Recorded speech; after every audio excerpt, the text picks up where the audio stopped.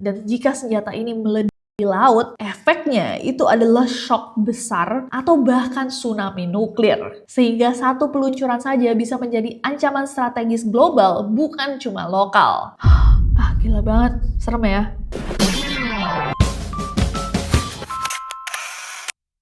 Hey guys, it's Nessie and welcome back. Apa kabarnya semua? Semoga masih baik-baik saja, semoga masih semangat, semoga masih waras. Dunia saat ini lagi kacau, terutama di Timur Tengah, di mana perang masih berlangsung. Perang yang dikatakan oleh banyak orang mungkin bisa mengarah ke perang dunia ketiga. Apakah benar perang dunia ketiga itu akan terjadi dan kita akan melihat perang nih di lifetime atau kehidupan kita? Tentunya kita semua berharap tidak. Tapi apa yang sedang terjadi antara Amerika Serikat dan Israel dan Iran memang cukup mengerikan. Ramai kemarin pernyataan Donald Trump yang mengatakan bahwa Amerika Serikat itu memiliki senjata nuklir yang bisa menghancurkan bumi 150 kali.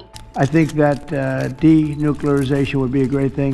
We could blow up the world 150 times. Nah, sejak Perang Dunia Kedua yang terjadi di tahun 1940-an, memang sudah banyak banget perubahan di dunia, terutama dalam industri persenjataan. Bahkan bisa dibilang bahwa negara-negara kuat dunia telah berhasil menciptakan senjata-senjata paling berbahaya, paling kompleks, paling canggih dari yang pernah bisa dibayangkan oleh manusia. Senjata-senjata yang bisa menghancurkan kota dalam hitungan detik, bahkan secara teori mampu memicu kehancuran dalam skala global, alias bisa ngancurin satu planet. Nah, sejak Perang Dunia yang terakhir, Perang Dunia Kedua, mungkin gak semua orang nih mengetahui secanggih apa senjata-senjata yang dimiliki oleh negara-negara kuat di dunia saat ini. Hari ini kita akan bahas bareng-bareng, karena beberapa hari lalu tuh aku malam-malam kepikiran gitu, apa aja ya sekarang senjata-senjata yang digunakan dan senjata-senjata yang dimiliki oleh negara-negara kuat yang akhir-akhir ini juga ikut berkomentar mengenai perang yang sedang berlangsung. Pihak Korea Utara berbicara, pihak Rusia berbicara. So, menurut aku ini adalah informasi penting, bukan untuk menakut-nakuti, tapi sebagai pengetahuan umum bahwa dalam dunia persenjataan ada senjata-senjata yang secanggih yang akan kita bahas hari ini. Langsung aja, without any further ado, let's get to the list. Kita akan mulai dari Iran. Jadi, Iran tuh menggadang-gadang salah satu senjata yang digunakan dan salah satu yang dibilang paling canggih saat ini adalah Fatah II Hypersonic Missile. Jadi, Fatah II itu adalah senjata misil hypersonic Iran yang pertama kali diperkenalkan ke publik pada 19 November tahun 2023. Jadi, senjata ini sudah ditunjukkan guys dalam pameran teknologi militer di Iran, tepatnya di Tehran. Nah, kalau misalkan kalian nggak tahu guys, biasanya negara-negara itu kalau misalkan punya senjata yang baru dan canggih itu mereka akan menggelar semacam pameran untuk menunjukkan senjata tersebut, untuk menunjukkan kekuatannya sebenarnya. Berharap juga negara-negara lain lihat, jangan macam-macam sama negara ini. Nah, dalam peluncuran dan pamerannya hadir juga pemimpin tertinggi Iran pada saat itu, Ayatollah Ali Khamenei, serta pejabat militer dan pemerintah Iran. Senjata ini dibuat langsung guys oleh unit militer Iran, Aerospace Force of Islamic Revolutionary Guard Corps, yang emang bertanggung jawab atas program misil dari negara Iran. Nah, Iran mengklaim bahwa Fatah II ini yang merupakan updatean atau upgradean dari Fatah I kini mampu mencapai kecepatan hingga sekitar Mach 13 hingga Mach 15 atau lebih dari 15 kali kecepatan suara. Nah, pada kecepatan seperti ini guys, misil itu dapat bergerak hingga 18.000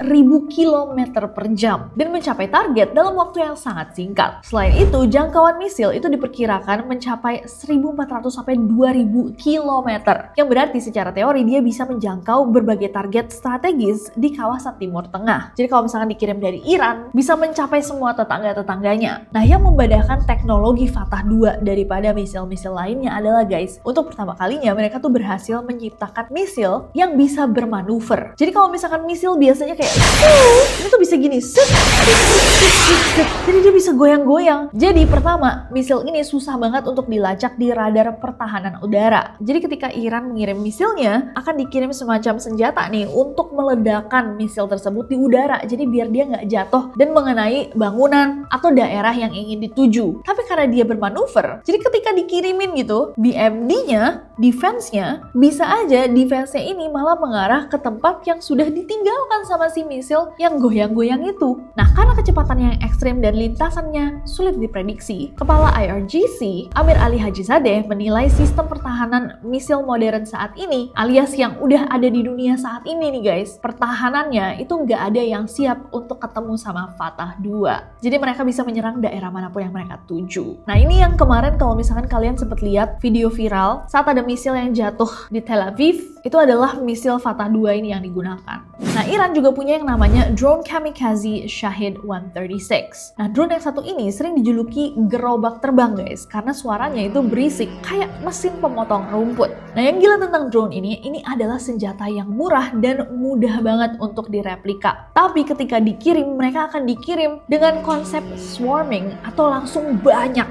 Dan tujuannya itu untuk membingungkan sistem pertahanan lawan. Jadi benar-benar dikirim banyak sampai ketika BMD tadi loh guys, senjata pertahanan mencari apa yang harus dimatikan, ada terlalu banyak drone yang harus di stop. Nah, strateginya Iran saat ini juga mengirimkan drone murah-murah ini, tapi dalam jumlah banyak, karena mereka tahu bahwa ketika lawan mengirimkan BMD atau pertahanan tadi, senjata lawan mereka itu mahal banget. Bisa katanya sekali nembak itu $1 juta, 16 miliar, sekarang 17 miliar rupiah. Padahal drone yang mereka buat itu drone murah-murahan. Jadi dalam kata lain, mereka sembari menghabiskan amunisi dan juga uang lawan. Nah, senjatanya Iran itu sebenarnya banyak guys, tapi salah satu yang menarik juga itu adalah jet tempur F-14 Tomcat yang merupakan warisan dari Amerika Serikat. Jadi ini adalah sebuah fakta yang unik bahwa Iran itu adalah satu-satunya negara di dunia yang masih menerbangkan jet tempur legendaris F-14 milik Amerika Serikat. Padahal Amerika Serikat itu sudah mempensiunkan jet ini dan menghancurkan semua suku cadangnya. Tapi teknisi Iran itu malah berhasil melakukan reverse engineering untuk membuat jet-jet tua ini tetap terbang. Jet tempur F-14 Tomcat itu bisa menembak dari jarak sekitar 150-180 km. Oh my god, itu tuh kayak hampir sejauh Bandung ya, hampir Jakarta-Bandung. Dan kecepatannya itu mencapai Mach 4, lebih dari 4.000 km per jam. Dan dia bisa membawa hulu ledak itu sekitar 61 kg. Wow, gila banget, serem ya. Tapi masih banyak senjata-senjata lainnya yang digunakan sama Iran. Next ada Korea Utara. Nah, Korea Utara ini sempat kemarin berkomentar juga guys bahwa mereka tuh siap. Bahkan banyak banget meme dan jokes di internet. Padahal bahas perang tapi banyak orang menggunakan komedi. Mungkin biar nggak stres. Meme-meme yang menunjukkan bahwa Korea Utara tuh udah siap banget nih buat perang tapi nggak diajak gitu. Sempet lihat nggak di timeline kalian? Nah, kalau misalnya kalian udah lihat episode Historytelling di mana kita bahas konflik Amerika Serikat dan Korea Utara, di situ kita juga membahas bahwa sudah lama Korea Utara itu membanggakan senjata-senjata perang mereka yang canggih. Salah satu yang kita bahas di video itu adalah Hwasong E-ship atau Hwasong 20 atau Hwasong 20. Ini adalah misil balistik antar benua atau ICBM. Senjata ini dikembangkan sama Korea Utara sebagai bagian dari program senjata nuklir mereka. Misil ini dirancang guys untuk bisa membawa hulu ledak nuklir dan menyerang target yang sangat-sangat jauh. Seperti yang dikatakan sama pemerintahan Kim Jong-un bahwa ini tuh dibuat guys bahkan bisa untuk mencapai benua lain. Senjata ini pertama kali diperlihatkan sama publik pada Oktober tahun 2025 kemarin dalam parade militer besar di Pyongyang. Parade ini diadakan untuk memperingati berdirinya Partai Pekerja Korea dan sering digunakan pemerintah Korea Utara untuk nunjukin seberapa canggih dunia teknologi dan perkembangannya di Korea Utara. Dan pengembangan misil ini itu di bawah program militer Korea Utara yang dipimpin langsung sama Kim Jong-un. Nah, yang membedakan Hwasong 20 sama misil-misil lainnya adalah ini tuh generasi baru misil nuklir yang menggunakan bahan bakar padat. Jadi dengan bahan bakar padat itu, misil dapat diluncurkan dengan lebih cepat karena nggak perlu diisi bahan bakar sebelum dilemparkan seperti misil-misil generasi lama. Dan Hwasong 20 itu dirancang untuk membawa beberapa hulu ledak nuklir sekaligus menggunakan teknologi yang disebut MIRV, sistem yang memungkinkan satu misil melepaskan beberapa hulu ledak yang masing-masing bisa menarget tempat-tempat yang berbeda. Ih, gila banget. Jadi ibaratnya nih guys, dilempar satu, dia tuh bisa kayak dan jangkauan misil ini dikatakan sama pihak Korea Utara bisa mencapai 15.000 km. Sebagai bayangan guys, Jakarta ke Pyongyang itu jaraknya cuma sekitar 5.000 km. 5.400 sampai 6.000. Tuh kan, apa aku bilang? Ini bisa 3 kali lipat lebih jauh ya. Makanya ya, dinamakan antar benua. Serem banget. Tapi ya, karena ini adalah senjata milik Korea Utara, semua yang kita tahu mengenai Hwasong 20, kita tahunya dari pemerintahan mereka. Dan tentunya Korea Utara itu sangat tertutup dengan bukti-bukti dari apa yang mereka klaim. Jadi mungkin benar, mungkin tidak. Tapi yang lebih serem adalah kalau mungkin benar ya. Wow, crazy. Gak usah Jangan sampai dicoba. Berlanjut aja deh meme-meme itu yang dia nggak diajak. Serem banget. Tapi emang dia sudah menyiapkan berpuluh-puluh tahun. Korea Utara tuh udah siap perang berpuluh-puluh tahun. Dan kalau misalkan ngomongin nuklir ya, mereka nggak perlu membuktikan aja, kita tahu bahwa mereka beneran punya senjata nuklir karena mereka udah ngetes beberapa kali. Nggak tau deh, pusing. Next. Next ada Tiongkok. Kalau ngomongin tentang salah satu superpower dunia saat ini, aku bilang bahwa salah satu negara terkuat di bumi saat ini adalah Tiongkok. Kuat secara ekonomi, kuat secara human capital, kuat secara teknologi, kuat secara militer. Dan menurut aku Tiongkok tuh menjadi salah satu negara yang perlu ditakuti. Ya banyak sih negara yang perlu ditakuti, tapi ini kuat banget. Tiongkok itu punya senjata yang namanya Dongfeng Zheshouyi atau DF-41, DF-41. Ini adalah salah satu misil nuklir yang katanya guys paling kuat yang dimiliki sama Tiongkok saat ini. Senjata ini termasuk dalam jenis misil balistik jarak sangat jauh yang dirancang untuk membawa hulu ledak nuklir dan mirip-mirip nih sama yang diklaim sama Korea Utara bisa menyerang target di benua lain. Jadi sama-sama ini misil antar benua. Nah, pengembangan misil ini guys sudah dimulai dari tahun 1986 oleh China Academy of Launch Vehicle Technology, lembaga riset lokalnya Tiongkok. Dan setelah puluhan tahun perkembangan dan uji cobanya, misil ini masuk ke dalam layanan militer di sekitar tahun 2017 dan kemudian diperlihatkan ke publik dalam parade militer besar di Beijing tahun 2019. Nah, salah satu yang membuat DF-41 ini sangat berbahaya adalah jangkauannya itu bisa mencapai 12.000 sampai 15.000 km. Mirip-mirip ya guys sama Hwasong. Jadi secara teori guys, kalau misalkan mereka ada konflik nih dengan Amerika Serikat dan konflik itu udah masuk ke ranah keributan militer, misil ini bisa menjangkau hampir seluruh wilayah Amerika Serikat, Eropa, bahkan Australia kalau diluncurkan dari Tiongkok. Misil ini juga melaju dengan kecepatan sekitar Mach 25 atau sekitar 8 km per detik. Dan sama seperti Hwasong 20, DF-41 itu juga dirancang untuk membawa MIRV, Multiple Independently Targetable Re-entry Vehicles, yaitu teknologi yang memungkinkan satu misil untuk membawa beberapa hulu ledak nuklir sekaligus dan bisa dikirim ke daerah-daerah yang berbeda. Jadi kalau misalkan dia udah sampai di luar atmosfer, hulu ledak tersebut bisa memisahkan diri dan menyerang target yang berbeda dalam satu peluncuran. Beberapa laporan bahkan menyebutkan bahwa misil ini bisa membawa sampai 10 hulu ledak nuklir sekaligus. Jadi dengan deskripsi itu, kita bisa membayangkan bahwa satu misil ini bisa menghancurkan beberapa kota dalam sekali waktu, dalam satu serangan sekaligus. Dan karena itulah DF-41 ini dianggap menjadi salah satu pilar utama kekuatan nuklir Tiongkok saat ini dan menjadi bagian penting dari strategi untuk mencegah terjadinya perang. Oh, kalau begitu berarti kayak mereka juga berlomba-lomba untuk membuat yang paling kuat dan paling mengerikan untuk bilang sama orang-orang yang cari masalah sama mereka kayak, hati-hati ya, kita punya ini loh. Tahu kan senjata gue bisa apa? Kalau nggak sengaja meledak gimana? Meledak di rumah, takut banget. Next ada Rusia. Jadi Rusia itu guys dikatakan sebagai negara dengan senjata nuklir terbanyak di dunia. Jadi Rusia itu punya beberapa senjata nuklir. Salah satunya adalah 2M39 Poseidon. Bahasa Rusianya gimana ya? Gini guys, kalau editor bisa dapat, hebat. Poseidon ini adalah senjata ekstrim Rusia yang berupa torpedo bawah laut tanpa awak atau UUV yang digerakkan oleh reaktor nuklir mini. Poseidon dikembangkan oleh Rubin Design Bureau dan diumumkan resmi oleh Presiden Vladimir Putin pada tahun 2018. Dia menyebut senjata ini hampir tidak bisa dihentikan atau bahkan lebih kuat daripada misil nuklir. Jadi yang sebelum-sebelumnya kita bahas itu semuanya misil nuklir dan ini dikatakan lebih kuat lagi. Senator Rusia Konstantin Kosachev mengatakan bahwa senjata baru ini layak guys disebut sebagai super weapon. Senjata ini memang dibuat sebagai tanggapan Rusia terhadap upaya dari negara-negara barat untuk mendominasi dunia secara militer. Terutama setelah adanya beberapa perjanjian pengendalian senjata yang dibuat pada masa Cold War atau Perang Dingin Amerika Serikat yang sudah tidak dijalankan oleh pihak barat. Alias dulu kan ada perjanjian perjanjian-perjanjian di mana mereka bilang kayak kita nggak akan menyerang satu sama lain lagi, nggak akan menggunakan senjata nuklir. Tapi kok kayaknya mereka tetap membuat senjata-senjata yang diperuntukkan untuk perang. Jadi Rusia merasa bahwa mereka juga harus bersiap. Nah, Poseidon ini memiliki panjang 20 meter dengan diameter 2 meter. Dirancang untuk membawa hulu ledak nuklir dengan kemampuan yang diperkirakan mencapai 2 megaton dan kecepatannya itu diperkirakan hingga 185 km per jam. Oh, tapi sebenarnya nggak terlalu cepet ya. Mungkin karena di bawah air. Ya kalau di bawah air ini cepet sih. Kayak kereta. Nah, tapi Poseidon ini bisa bergerak secara diam-diam di kedalaman sampai 1 km.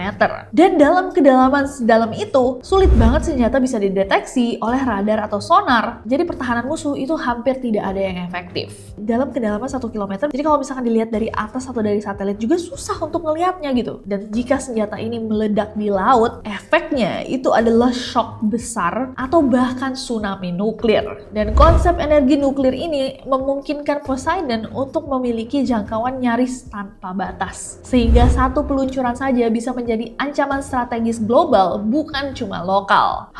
Klaim tentang jangkauan daya hancur dan kemampuan gelombang tsunami tadi itu masih diperdebatkan karena sama nih sama Korea Utara. Ini adalah klaim yang dibuat sama Rusia yang cukup tertutup dengan data-data riset mereka. Tapi untuk pihak-pihak yang pro Rusia, Poseidon ini menjadi harapan juga atas kekuatan Rusia karena dianggap sebagai senjata paling efektif yang bisa digunakan untuk melawan negara seperti Amerika Serikat dan Inggris yang memiliki banyak kota di wilayah pesisir. Nah, selain Poseidon tadi, Rusia tuh juga punya senjata namanya RS-28 Sarmat. Nah, ini adalah versi misil balistik antar benuanya Rusia yang dirancang untuk membawa senjata nuklir ke target yang sangat jauh di seluruh dunia. Kayak tadi kita bilang ya guys, antar benua. Nah, misil ini sering dijuluki Satan II atau setan kedua oleh media barat karena ukuran dan daya hancurnya yang sangat-sangat besar. Pengembangan misil ini dimulai di tahun 2009 oleh Makarov Rocket Design Bureau, sebuah lembaga desain roket milik Rusia untuk menggantikan misil nuklir era Soviet yang udah lebih tua, R-36M. Nah, kalau yang itu punya julukan Satan, makanya mungkin ini Satan kedua gitu ya. Versi baru dan lebih mengerikannya si setan. RS-28 Sarmat ini pertama kali diuji coba di April tahun 2022 dan mulai masuk ke layanan militer Rusia sekitar tahun 2023. Dan yang menarik adalah misil ini biasa diluncurkan dari bawah tanah. Dia menggunakan roket 3 tahap berbahan bakar cair yang memiliki berat lebih dari 200 ton. Menjadikannya salah satu misil nuklir terbesar yang pernah dibuat. Gila sih, 200 ton. Satu sapi limosin aja katanya 1 ton. Berarti ini kayak 200 sapi limosin. Holy shit, man. Sama seperti misilnya Korea Utara dan Cina, misil ini juga bisa membawa banyak hulu ledak sekaligus dalam satu misil, sama-sama menggunakan teknologi MIRV. Dalam satu RS-28 Sarmat, diperkirakan bisa ada 10-15 hulu ledak nuklir yang dibawa. Bahkan dia bisa membawa 3 kendaraan peluncur hipersonik seperti Avangard. Jangkauan misil ini diperkirakan mencapai 18.000 km, yang berarti secara teori guys, dia bisa menyerang hampir seluruh wilayah bumi dari Rusia. Selain itu, RS-28 Sarmat itu memiliki fase dorongan awal, jadi kayak preparasinya itu cukup singkat. Jadi waktu antara misil ini bisa dilacak sama satelit dan sensor inframerah seperti sistemnya Amerika Serikat, US Space-Based Infrared System, menjadi jauh lebih pendek dan hampir tidak memungkinkan mereka untuk mencegatnya. Dan RS-28 Sarmat ini bisa terbang melalui jalur yang melewati kutub selatan, sehingga dia bisa menghindari semua sistem pertahanan misil yang ada di dunia pada saat ini. Gila, kuat-kuat banget negara-negara ini. Oke, dan yang terakhir kita akan bahas di video kali ini adalah Amerika Serikat. Jadi kalau misalkan ngomongin Amerika Serikat guys, industri mereka, industri persenjataan mereka itu bisa dibilang salah satu yang terbaik di dunia ya. Walaupun di list ini semuanya adalah negara-negara yang sangat kuat, tapi Amerika Serikat itu terkenal sebagai salah satu pemasok senjata dari banyak negara di dunia. Karena memang di Perang Dunia I, Perang Dunia II, dan perang-perang mereka, bisa dibilang industri persenjataan mereka itu sangat-sangat canggih. Dan dalam perang yang saat ini berlangsung, mereka mereka juga menggunakan beberapa senjata mereka yang paling gila dan modern, seperti jet tempur super canggih mereka yang biasanya setiap tahun diparadekan. Nah, pada perang yang saat ini berlangsung, itu ada juga jet tempur siluman generasi kelima mereka, F-22 Raptor sama F-35 Lightning II. F-22 Raptor itu bertugas sebagai penguasa udara atau yang mereka bilang air superiority, dan 12 unit itu dikirim memang ke Israel untuk menjaga dominasi udara di kawasan tersebut. Nah, F-35 Lightning II itu digunakan untuk serangan presisi ke pusat komando dan sistem pertahanan udara Iran. Nah, kalau misalkan Iran aja masih gunain jet tempur Amerika Serikat zaman dulu, Tomcat, bisa dibayangkan guys segimana canggihnya jet tempur yang saat ini digunakan sama pertahanan Amerika Serikat. Mereka juga menggunakan yang namanya MQ-9 Reaper. Ini adalah drone tempur malaikat maut. MQ-9 Reaper ini adalah pesawat tanpa awak, UAV, dan biasanya digunakan sama Amerika Serikat untuk misi pengintaian dan serangan-serangan presisi. Dalam konflik yang saat ini sedang berlangsung, Reaper itu berfungsi sebagai mata di langit. Dia bisa terbang selama 27 jam tanpa henti pada ketinggian hingga 50.000 kaki, dan ini memungkinkan mereka mengintai peluncur rudal bergerak Iran bahkan di padang pasir tanpa terdeteksi sama sekali. Nah, drone ini juga digunakan untuk serangan bedah terhadap pusat komando dan kontrol IRGC, Garda Revolusi Iran, serta menghancurkan situs radar pertahanan udara sebelum pesawat berawak masuk. Jadi alias kayak ini dikirim duluan karena dia adalah pesawat tanpa awak, nggak ada yang nyetir. Baru kalau misalkan aman untuk diserang pakai jet yang ada awaknya, baru itu yang dikirim. Gila, canggih banget. Mereka juga punya senjata laser atau Directed Energy Weapons. Konflik di tahun 2026 ini menandai penggunaan skala besar pertama senjata laser Amerika Serikat dalam pertempuran nyata untuk menetralisir serangan Iran. Tentunya guys, karena ini adalah laser, mereka tuh punya kecepatan cahaya alias hampir mustahil bagi drone kamikaze atau rudal jelajahnya Iran untuk bisa menghindar dari senjata laser ini. Nah, berbeda sama rudal pencegat yang harganya tuh jutaan dolar per tembakan. Satu tembakan laser ini hanya memakan biaya beberapa dolar cuma dalam biaya listrik, dan inilah yang digunakan sama Amerika Serikat untuk melawan taktik swarming atau serangan lebah drone-nya Iran yang tadi kita bahas di awal. Nah, sistem Helios dan Odin ini dipasang sama Amerika Serikat di kapal-kapal perusak atau destroyer di Teluk Oman untuk juga membakar sensor optik drone dan meledakkan hulu ledak dari rudal Iran sebelum mencapai target. Berikutnya yang mungkin kalian sempat dengar di media sosial adalah rudal Tomahawk. Ini adalah rudal jelajah BGM-109 nama lainnya, dan ini tuh selalu digunakan guys sebagai pembuka pintu yang paling utama dalam semua invasi atau operasi udara besar Amerika Serikat karena dia mampu menghancurkan infrastruktur strategis dari jarak yang sangat aman. Biasanya rudal Tomahawk ini diluncurkan dari kapal selam atau kapal penjelajah di Samudra Hindia, dan rudal ini bisa terbang sejauh 2.500 km.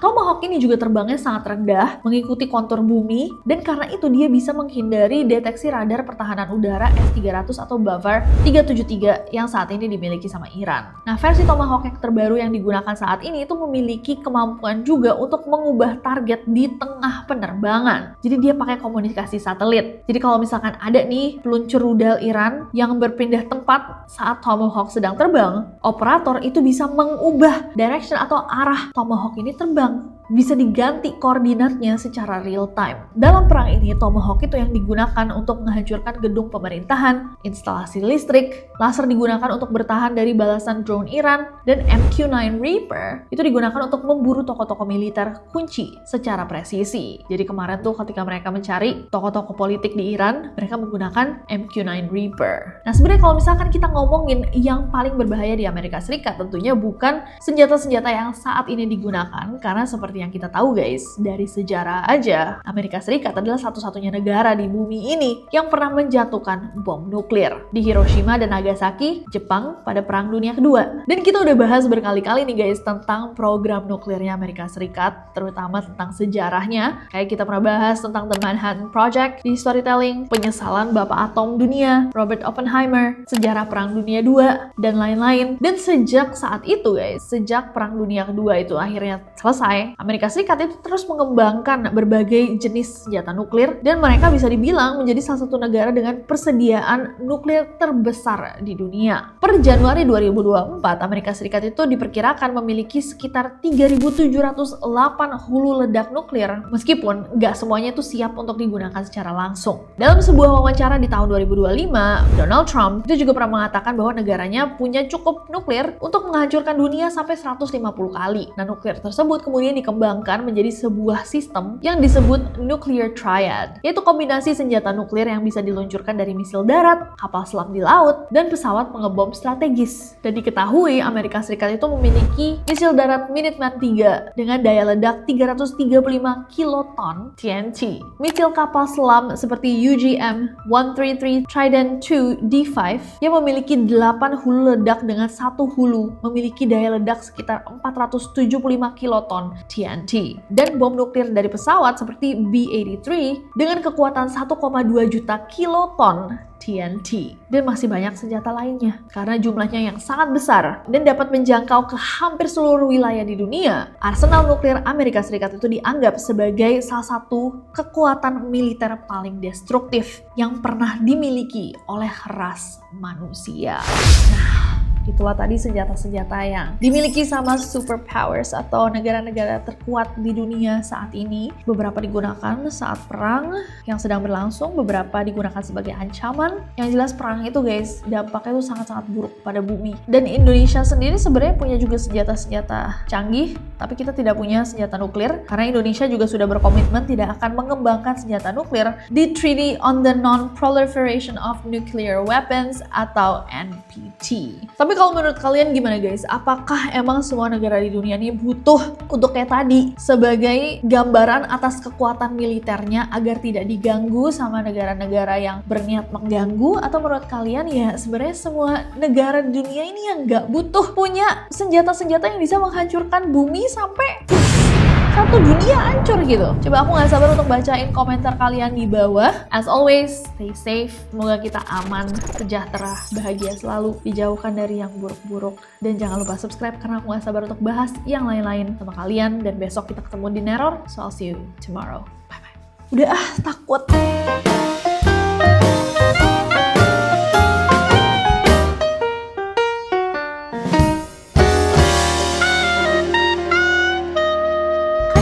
Bahwa dunia saat ini tuh lagi nggak di posisi yang terbaik. Apa sih? Yang berarti secara teori dia tuh bisa menjangkau berbagai target. Nah, Tiongkok itu punya senjata yang namanya Dongfeng. Apa nih bahasa Cina Mandarinnya?